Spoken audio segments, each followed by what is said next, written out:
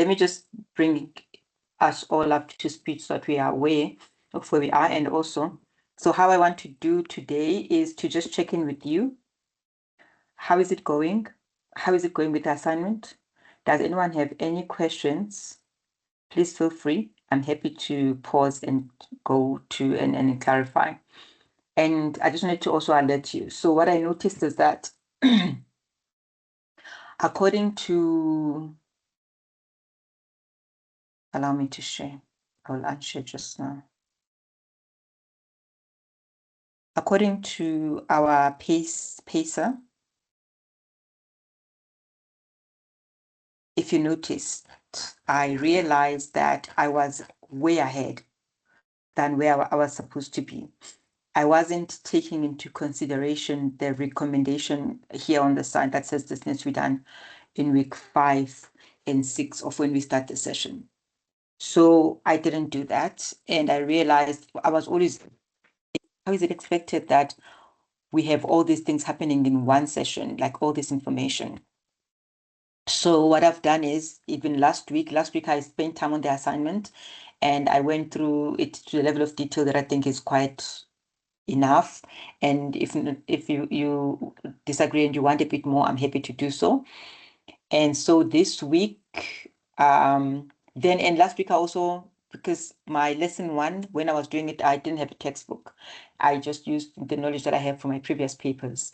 So then I went in so that we can put in the right information that is in the textbook. I've uploaded those slides. They are called Lesson Learning Unit 1 additional under your learning material as a link. So that has really, that most of it, you find most of what you need to do for the assignment. And I used the explanation for the assignment in reference to what is going on the learning material.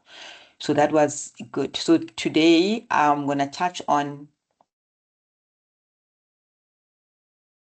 today I'm going to go through the theme 2 of lesson 2. Theme 2 meaning the part that I know for sure that I didn't dive into detail. I was lost. The time was a bit too much out. I'm hoping that we can then look at the time bank presentation, case study as well, and we can take it from there. I'm not going to go through.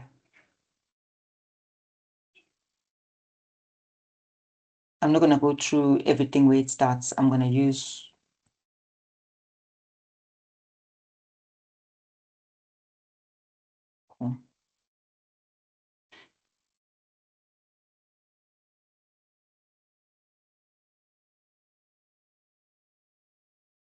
I'm not going to go through everything from the get-go. That's going to be too much. I'm just going to use what we have. The last theme, I think that's the part where I felt rushed, and I think you guys would agree too.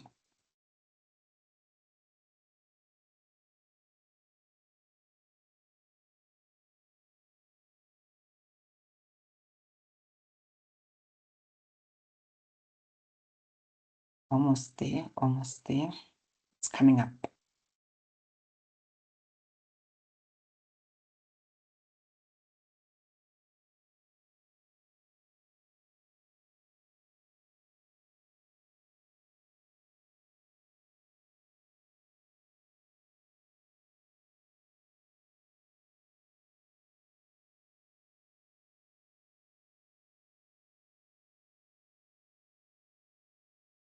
Should be up any moment.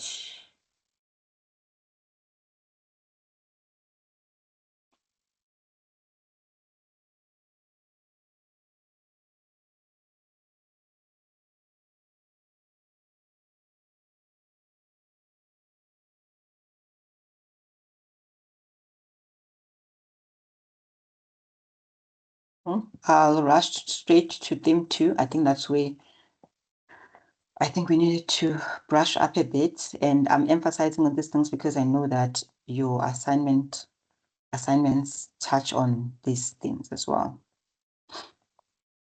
And then after that, we'll go through the case study.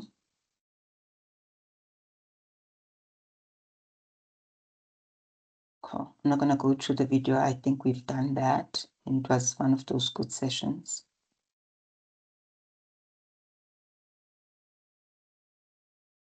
Cool. I know you've just joined.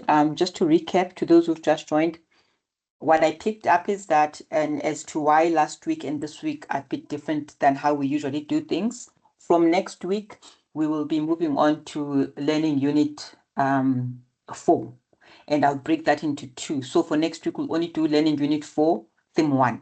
And then I'd see it's 3 themes, and then we'll do the second theme, and then we'll do the next theme. And the reason I'm doing that is because I realize that I don't have to put all these many slides and try to go through all of them in 1 hour. It's not useful for you, and it's also maybe not so great at a pace to set. So that's why last week I sort of took a different stance of really starting from this lesson 1 and really clarifying and adding a lot of information. Yes, these ones are already there on art, but the first ones where I did additional stuff and I added more on lesson 1 because I looked at organizational construct and they changed that first part. The textbook part of it wasn't there. At the time I was doing lesson 1, I didn't have textbook yet. I was using my own papers from my previous studying in my master's. So then now I went in and I added the slides and I made sure that everything that was in the textbook is rightfully there. And please, guys, if you do care, if you were in the session last week, who was in our session last week? Elle, were you there? Yeah. How did you find the session there going through the assignment? Was that sufficient? For me, I thought it was. Okay, cool. Okay, cool. Was anyone else there? Guys, it's good to get feedback so that we don't repeat the same mistakes. And then when we go to assignment 2 and go into a bit of detail, you guys are a bit stressed. Was that in line? Did that help you in any way? Oh, thank you, Mama Khai. Okay, cool. So allow me. So today what we're doing is we're doing some work that we've done already, but we're going to go into a bit of detail, and please feel free. It's a relaxed session. I want to get your inputs as well. This session was one of the most interactive ones that we've had. So when we're talking, no, that was on culture. This the stress one. And the one that I want, the also thing that I want us to do is just to relook the time bank case study. I'm going to give you 10 minutes and I'm just going to ask 2 questions. And if we all agree, those questions that we'll be talking about in the time bank case study, I can add them into our ICE tasks and remove some of the ICE tasks if no one has done all of them yet that haven't been done, so that you can work on something that makes sense that we've gone through. So, okay, let me not waste any more of your time. This first slide it just shows us the nature of stress, and it's looking at the physiological, I would say biological view of it. And obviously we know what stress really means. It's just something that happens to us and we experience it and we react to it a bit differently. If you look at the description and here looking at what happens to our body when we experience stress, the first one is alarm. So whenever you encounter an action that is a stressor, your body responds to it by really just giving you, even this one is more of a biological term, but your pituitary gland sends a hormone. It's called ACTH, and into your adrenal glands, and you feel a brief deep performance as your body mobilizes defenses. So think of this for yourself. Think about this in terms of your teams as well. Think about this in terms of people that you work with. The first thing when they experience a stressful situation, this is what's physically happening to them. And the phase 2 is that there's resistance. Your body then tries to do whatever it takes to resist the stress. So why is this important? Maybe it's not because of the levels of where we work, but for me, I would take it to say, okay, fine. I have just dumped this person and they are experiencing a stressful moment. So that means first, this is what happened. They were alarmed and their body did try and resist. And then they obviously get exhausted because as you release adrenaline, that into your bloodstream, your body chemistry shifts. So that's a fact. That's just biologically what happens. And I don't think this will ever come into an exam. It's just FYI. So if you're looking at it, natures of stress, this process right here on the left-hand side, this circular, describes exactly what we just described in terms of what really happens. So why does this matter? Just FYI, for me, that's the most important part. The first part, the part that's really key, is what happens on the stress health side. So, for example, in your assignments, if any question like this comes up or in your exams, and you're looking at a change, because stress will always pertain to anything that was meant to be a change. Look at what the business thought, what the leadership thought, what the employees thought. So if you see things such as like people feel like they have low self-esteem, they feel helpless in a situation, those are thoughts of stress. They're negative, right? And sometimes they zoom off, they go onto a tangent, they daydream. And if you look at emotions, it's pretty much what we understand, like someone can be angry, irritable, urge to cry, urge to run, or feels alone. And so why do these ones matter? These ones matter because you can watch behaviors like this in your teams, guys. You can watch out for this. And I know we're not really a psychologist, yes, 100%, but you can signal and understand things like this, and you can recommend people where they need to go to get help, or you can then implement rightful strategies in terms of change to drive the outcomes that you want. And how they relate. People who are experiencing stress, they are withdrawn. I personally experienced this just this week. There is a person, obviously, in our teams who sometimes, if you see them, almost the hot desk story at work, you can go in, you can sit anywhere. Even though there's hot desk, we usually all sit together. But when they're experiencing a moment of stress, when they feel like they are overwhelmed, they start sitting in corners, like so far away from everyone. So be mindful of people in your teams whom you don't see in the circles that you all sit when you are eating, who don't eat with everyone else. And watch out for people even in your organizations who behave that way. Not that you can do anything about it to counsel them, but you can notify and start to get closer and see how you can help and how you can push things. So yeah, I don't want to dwell too much into that. So really, in our world, what causes the stress? As a manager, what's your stress? And even if you're not a manager, guys, please just unmute and let me know just what is your source of stress usually in your business. Mine currently is ambiguity.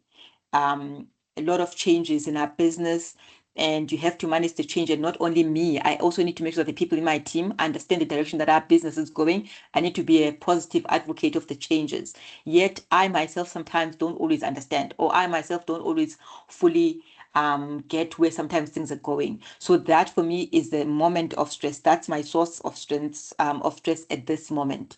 What are your guys' sources of strength? Bonang, if I can pick on you.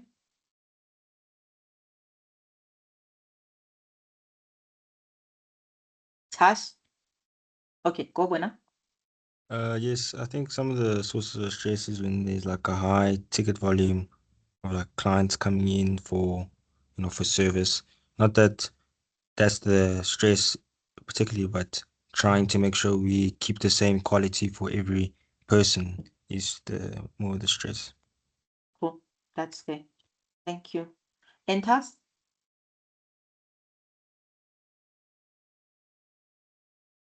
Tasha?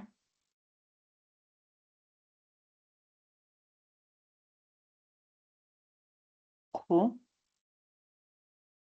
And Mama Khai?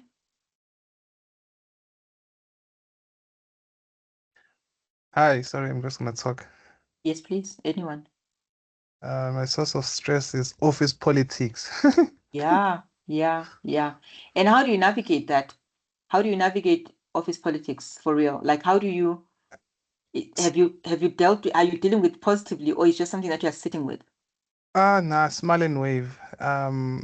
Anyone with who comes with any politics, they probably require attention. And if you Yes. ignore them and do what you have to do, because obviously they are acting on something. Yeah, So yeah. if that requires you to do something, do it. But if it doesn't, as I said, smile and wave. Mighty Mary. Okay. Mm. Do you know that? Can I challenge that? Not challenge the way that you're dealing with that's perfectly fine, but just even everyone here on the call, yeah, Mama Khai, definitely. Job overload, everything is on you. But if let's look at, for example, the office politics, we all know that in every organization there will be a tinge of that, even if it's a startup sometimes. But guys, have you noticed that? I don't know if it's us or it's one thing that I've picked up is that it's people don't advocate for themselves. So you sit back and you are hoping that someone will pick up that you're doing a good job and that they will just notice it. In another world where you are sitting and you're doing a good job in terms of pushing files from left to right, great. But in our ways of working in these days, you have to advocate for yourself.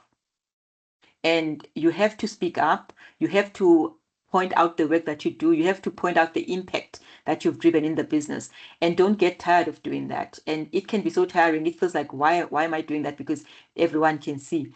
No, actually, what matters is people who can advocate for themselves and not only advocate for themselves, but get allies, like other people in the leadership. So if your leadership team is made up of 4 people, I'm making an example, your execs, not only your manager should be able to speak for you, someone else in another department should be able to advocate for you.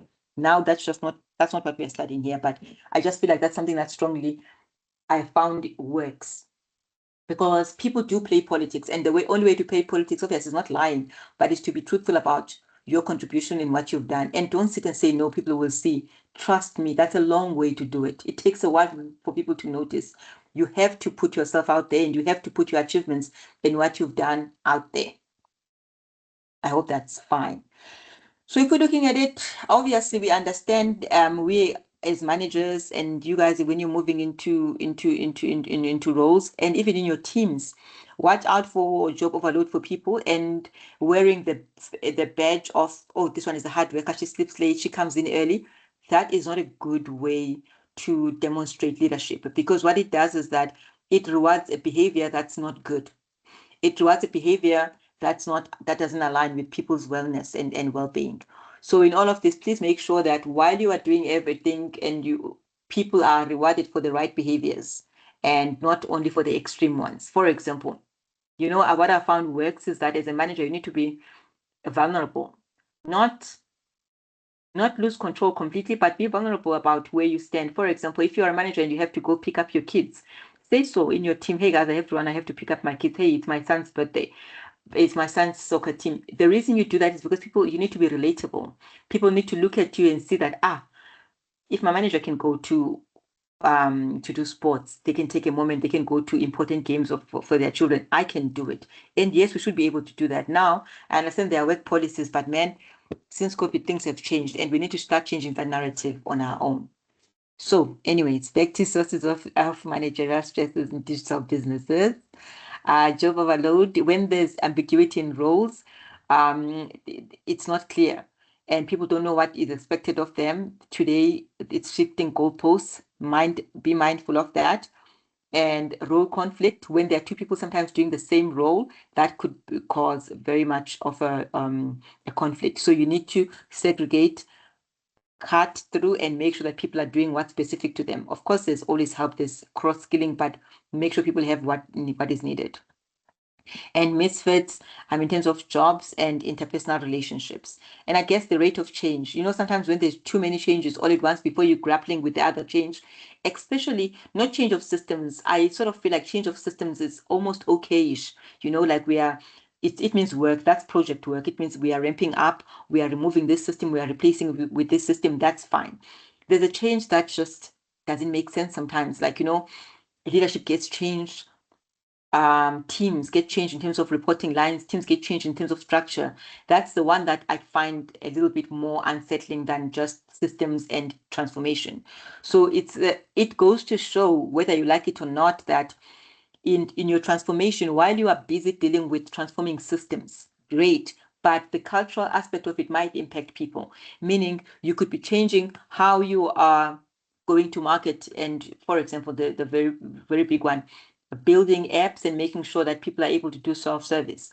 And the biggest change is people in the contact center. What would I do with my job? It seems like everything's going to be automated. So what's going to happen to me? Me. So the system, they're okay with the system doing the work, but personally, how does it impact people? I think that's quite key to mind that. And obviously, life events and external pressures.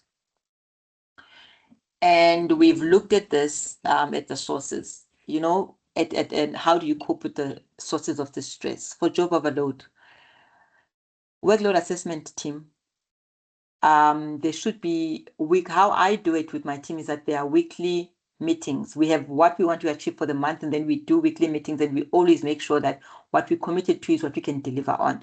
And they can work on that. The teams can work on that by themselves. They don't need me to drive them because I don't want to micromanage because that can also be stressful. And in role ambiguity, clear job descriptions. If this is happening to you and there's just a lot of ambiguity when it comes to your role, please raise your hand with your HR manager and say, I need a very clear role ambiguity. Now, there's a difference between role ambiguity and ambiguity of the business. There will always be ambiguity in business. There will always be moving things. There will always be unsure tactics on how things are going. My advice is that one is acceptable. It's the way that things work. What's important it's how that change is managed. So role, don't settle if you're not sure about what you're meant to be doing. Next day you do this job and you see someone else doing it. Don't settle on that. And be the managers that make sure that doesn't happen in your teams. It can be very demoralizing. And where there is interpersonal relationship strain, if I may offer some advice, this is just advice now, it's not lesson. When you have an issue with someone at work, the first thing that everyone wants to do, it depending on the type of personality, other people want to immediately confront, other people prefer to let it go. And I think that there's balance. Sometimes when you are too confrontational, it can be misconstrued. And sometimes when you sit back and you're like, it's okay. Sometimes when you do that, you are teaching that person that this is how to treat me. So there is a balance. You need to always bring it up. Never ever sit, if it's another manager, even if it's your boss, at some point, if they're like, they're too much on your case, they are micromanaging, they're breathing over your neck every single day, you let them in that moment of stress, but you actually need to call it out and say, hey, I don't appreciate this type of behavior. I don't perform very well under these conditions. And if you are watching someone else in your teams do it to someone else, raise the hand immediately. And with your own relationships in the teams, advocate for other people as well. So work leadership is not you just making sure that you are fine, your space is operating well in your team. It's also looking out for other teams where you see unfairness. And you can raise it up. What we mostly care about is being liked. Not all of us, but like as human beings. So everyone chooses to be quiet, and sometimes we let things happen. We shouldn't. We shouldn't let someone else in another team that we see is being abused or treated unfairly and just keep quiet because it's not us. We must be the people in the meetings that are annoying. People must know before they start saying off things around you that it is not possible. And that's what makes you a standout leader. That's what makes you an ally. That's what makes you a person who's growing, because you're not only about your business, because life is not about your business. You're about your business, the company's business, and other people in the teams. And you become an advocate and an ally. Cool. So allow me to explain this. This is the one that I didn't really explain. And if any of you want to use the job demands resource theory, I've included the link, and it's also on the on this presentation as additional material. And what you can do in this is that if there's any question in an exam or in any question in fact, sometimes there's no question specific to stress in your assignment, but you can bring it up. You can say, I sense that there was a stressful moment when this was happening in the organization. And so these are the resources that the team could have used to cope with that. What you do is that you've answered all the questions that are key and pertinent, but you always go over a little bit overboard by looking at other circumstances that are maybe insinuated or meant or mentioned. That's actually very key. So if you're looking at this is what falls under what we call conservation of resources, COR theory, on the right-hand side, in simple terms. So it says that people value things they see as resources, whether it's their skills, self-esteem, help, friendship, whatever that becomes it, like money, even assets. So you need to know what you value. You need to know what people in your team value. And when I moved to this job where I am currently, I met with my CEO. He came from he was out of country, and then he came back, and then he said, let's meet. We met in a hotel. It was the first time I hadn't been to work yet. And he asked me a very weird question. He said, what is important to you? What do you value? And I knew it, but I hadn't really thought about it and formulated it and said it with my mouth.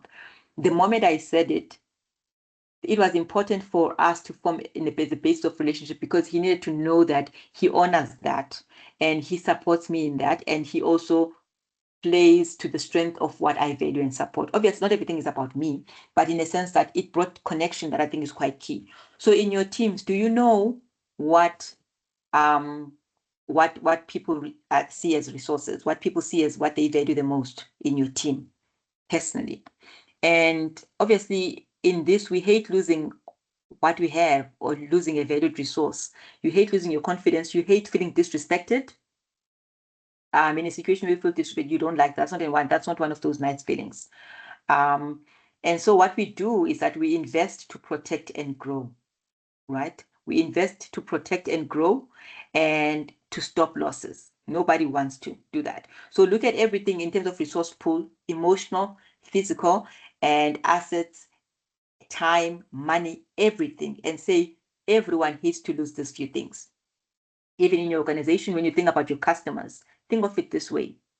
What causes stress with our customers, because most of the times when you look at stress and change, we look at ourselves and our teams, but look at what it could mean for your customer. Your customer's resources are time and money, and they don't want to waste that. So what can you do? In fact, now that I'm thinking about it, if I was you guys and I was writing, I had chosen a business and I was writing a recommendation and doing my report, one of the key things I would pull out and make a case of it would be the coping with stress part. And I would make the stakeholder the customer, because what's internal, sometimes you have no view of it. And you would talk about how much customers hate losing their time and money, and how much they hate being inconvenienced in the age of digital, right? So the coping mechanisms that they go and find the company that supports where they are. They do whatever that they can to double down if we feel like their resources slipping, and they can even leave your businesses. So yeah. So the spirals of loss and gain, if you start with loss of resources, you are more likely to gain even more. 100%. That's a positive spiral. And if you start with few with risk, you lose more, and it's a negative spiral. If you start with little and you lose more, that's a negative spiral. If you start with more and then you still gain a little bit more, that's a positive spiral. So if you look at jobs on demands, it says the job has two sides. There are demands, things that take energy, tight deadlines, heavy workloads, tough meetings, anything that makes you guys feel like drained. And the resources, it what gives you energy, it what support you, your colleagues, sometimes clear feedback, training opportunities, assets, bonuses. That's what becomes your resources. So when you're looking at this one on the right, on the left-hand side, you look at resources and you define what could belong to your teams, or what could belong in that organization's teams, and what, on the other hand, what are the demands? So the demand is, sometimes when you're delivering a big system, is a usable, functional system, and stopping people from going to branches, right? But then what resources does it take to deliver on that? Cool. So the challenge is when demands are high and resources are low. Please, we all know this one. At work, you do people's jobs, and I'm sure here, if I can ask, you guys can say, I'm doing two jobs that belong to two people. What does that mean? It's an health impairment. It means that the demands are high and there are no resources. That will lead to burnout. You get tired, stress, and your performance will definitely show. However, what motivates us as human beings, and what motivates your customers, if you look at it in that lens, is that when you have plenty of resources, you feel engaged, energized, which makes you perform better and enjoy your work. So think of it for yourself always, please, and think of it vertically for you and your teams, people that you work with, and also look at it on the horizontal peers. This is what you can do for. This is what you can use to understand the wisdom and how to motivate for changes and where people are at all times of the project. Obviously, the buffering effect, its good resources can soften the blow of heavy demands. That's true. It's different carrying a bigger load with a small car and a bigger load with a truck, that's worth carrying the load. So be mindful of that when you're dealing with people. I'll pause here for a few seconds and check if anyone has any questions or any point you'd like to raise, any comment. Cool. This is the last slide on this one. This is just comparing those two frameworks. I don't think it's anything to worry about. Be mindful of this slide and the materials that are attached. That's where you find, and you can feel free to use some of the material on your assignments, or when you are just reading more than just your material, that's perfectly fine. So can I ask you guys that I give you, for the time bank case study, I will give you 10 minutes, or even I would say 8 minutes. And then I just have one question that I want you to answer on that. I don't want you to think on it so much. I just want you to do this part. Identify and compare internal and external forces of change that shape the time bank's emergence using examples from the case study. That's all I want you to do. That one question, and if you have interest, I'll paste it in the chat. Give me a second. So please, you can find it. You can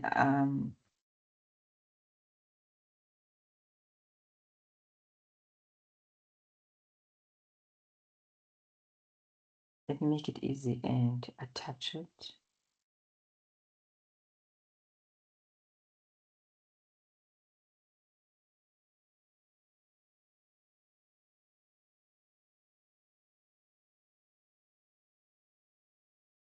Okay, I was trying to attach it here on the chat.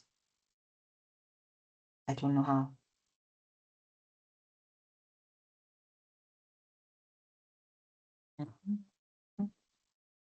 If you can find it, please be finding it, and you can just scan through it and answer this question. We'll talk about it just now.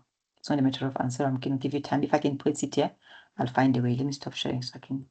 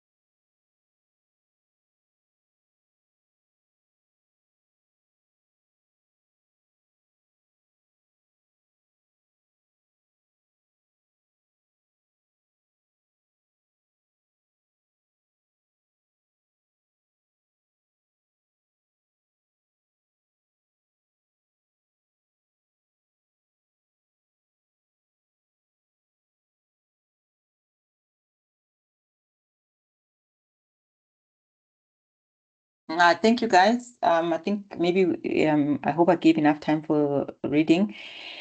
Feel free to unmute and just answer, or you can type in. There's no everything is fine with me as long as you're comfortable.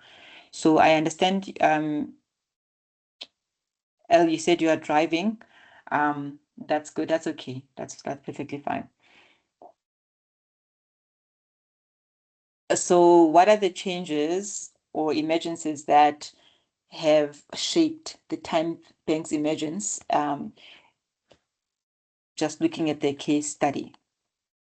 Tandeka, Nosipo, Tandeka says that price structure to products and at low prices, that's fair, that's markets that sometimes determine that for you. And the external force, Mama Khai, Sharon, says competitive pressure from fintechs and mobile money. This is so true. And I wonder though how they emerged. While it's true, how do they emerge? Because that was one of the things I experienced while they're there. It's still a good one. And internal forces, yes, price structure, access online, offline assistance, affiliate marketing with PNP. Okay, externally. Okay, great. Sorry, someone did unmute. Please feel free. How did you answer this on your side? Sorry, I think it was me. I had my hand up. Oh, perfect. So I went through this case study a couple weeks ago, so I'm just trying to remember some of the things that I Perfect. spoke about. Yeah. So for the internal forces, I spoke a lot about the lean, like digital first architecture that they have, which has obviously cut a lot of their operational costs and then enabled them to have those low fees. And then also some of their strategic partnerships, so like Pick and Pay, Boxer, and that kind of enabled them to embed themselves in very typical everyday spaces. Tash, what are those, if you were to give a name to the strategic partnerships, what would you call them?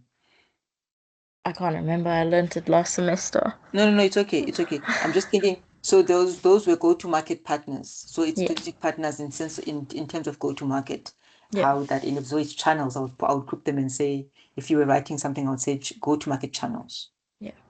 Yeah. And then I think the other thing was just on like in terms of their mission and their focus. So their focus is very mission driven on inclusion. Yes, 100. And so like their onboardings and their incentive design and things like that are all inclusion focused, I think. So that was some of the internal things that I was thinking about.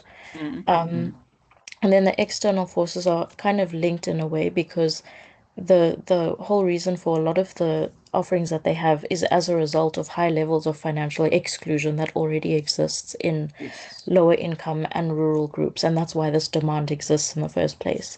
Yes. And then also like there's obviously our banking sectors that have like high access, but there's very low usage in certain areas, which have obviously left the gaps for innovation. Yes. And then the last two, just obviously the increased customer adoption of more digital channels and how COVID-19 also has boosted that 100%. I was about to ask, acceptance. yeah. And I think the last thing was just the fact that they have a slight regulatory advantage, I think, Oh, wow. because they that and having that advantage has enabled them to have a much broader service portfolio. So Yeah. all of these things together, they've kind of emerged as they're disruptive, but they're an inclusive challenger bank in South Africa. Yeah. That's you said it so well. And because I wanted you guys to pick up as well on the external forces such as COVID. And if you look at it, if you're doing PESTEL and you were looking at what informed the external forces in terms of them existing, you would also pick up on under legal, you would look at regulatory. It enabled them. South African regulation did allow for neon banks and fintechs and mobile money to function a bit better in our South African market. And it's not like this in all other markets. So that has really allowed the emergence of banks like Time Bank and I would say even Discovery Bank and definitely Capitec. And if you can see all of these banks, what they've done is they've used digital to their advantage. They've used digital to further their purpose. They've used digital to make services cheaper, to make services accessible. So for them, if you remember, all of us guys, you used to go to the bank and you would find a slip that was like half of an, I don't know what it is, like I would say an A4 size, cut into 4. I don't know what that means, but like you get the old deposit, and it had copies, like 4 copies of it in one page. How much did you think that cost the banks to design? How much do you think that cost the banks to print on a monthly basis and put on branches? Within coming in of Capitec, you only needed to go to the till, and you can even give them your number by your mouth. So you say, okay, my number is 247, and they would do the transfer. They needed nothing, and sometimes they only worked with your biometrics. So while we're talking about Time Bank, but the similar case that is also Capitec.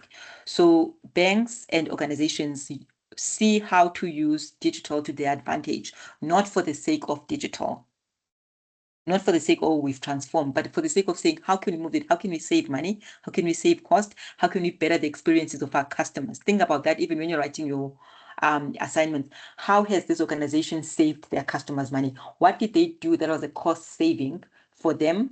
And that trickled down to the customers. That's actually quite key to note those things. What was, how did they create convenience? So they did all this. What was the best thing that they did? How did they make life easier for the customers? Because then what they did there was created convenience. I mean, with delivery places, and also the footprint. So most customers, they deliver things themselves, takes longer, you wait 7 days, but most digital, they've taken a hold of the footprint that they have. And you can have a driver that is driving across, take a lot, Superba list, Mr. D, but just a combination of things, even Bolt. So you can see that there's no industry limitation. It's not that retail does retail, bank does banks, even your cards, how they get delivered. Everything is really tied to the most important thing that you can see in the middle. If you remember anything I've ever said to you, is that the customer is always at the center. In your stakeholder mapping, the first stakeholder you should always map is your customer. And what we do, we think that our stakeholders are the seniors in the organizations. Not all the time. They are the customers that need to that we focus on. Like the first stakeholder is, what can I do to make my customers' lives easy? Who are my customers? You understand them so much. I didn't mean to go on and on. Anything, Chris? Why it's habits? Anything from you guys? Batokoze?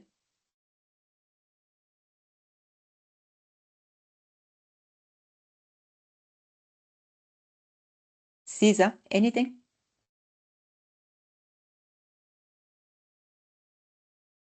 Cool.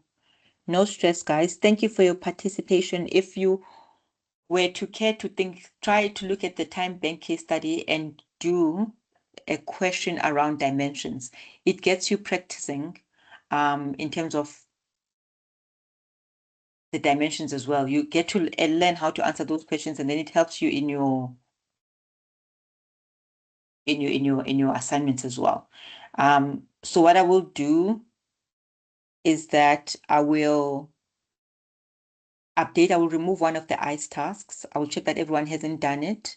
The one that is not done, I will remove it, and I'll add the Time Bank's first question as your ICE task. And if you've replied, great. If you haven't, you can just reply there and we can close it. I don't want to waste your time by making you do questions that don't count towards what is important for you, which is your marks and your knowledge. Thank you, guys. Next week, we're starting learning unit 4, theme 1. That's going to be our focus. If you have any pre-reading there, it's been prescribed on the book, please read. Your assignment, I don't know when it is due. I have been asked not to give you dates so that you can always check in the system should there be any changes. If you need help, please ping me even on the site. If you need clarity or anything that you have, or you haven't been on the few calls, you don't understand certain things, please feel free. There's definitely no judgment. There's only support as much as we can, because I want to see you guys, all of you, make it. Cool. If you want to confirm as well the organization that you are choosing, if it's correct, if it will give you the advantage, as I've said, watch out for organizations that are not. It's Monday, brah. How are you guys doing? Are you guys, where are you guys with your assignments? Is anyone who hasn't started? No, but not yet. It's going to start this week. Yeah. Do you see that Nosipo says it's due on Monday? Yeah, I saw it's due on the 8th. Okay. You must be like me, procrastinating a little bit.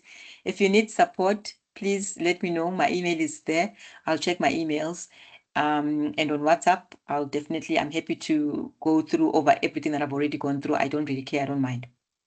Oh, okay, thank you. Thank you, Yeah, Yolanda. make sure references are on point, you guys. I'm gonna go find out myself what referencing is required for how IE does it, which one we go for, because I've done so many in the schools that I've been in. So I just want to make sure that we are doing it correctly. And what I will do is I'll bring the reference document to our ARC so that we are aware of how to use referencing in, and I'll post it on this chat as well, so that you guys have a view. Okay, cool. Going well, just need to reference. With me, but this might not be the same. When I use Mendeley, it keeps all my sources and referencing becomes easy. So I'll check which one we're supposed to use here. And then we can do, when you submit, make sure, guys, that you don't copy stuff from AI. You know how to use AI, you're professionals. Don't copy and paste. Let it not do your thinking, but let it guide your framework, how you build your story, how you do your report. That is fine, not the content. That's just my advice. I don't think that it's wise to do that. It means you're not growing as a person. You can use it to your advantage to learn a bit and verify your sources, but don't copy and paste AI. That's not going to go well for students. Okay, you guys, 7 o'clock. Have a great week. See you next week for Edu 4.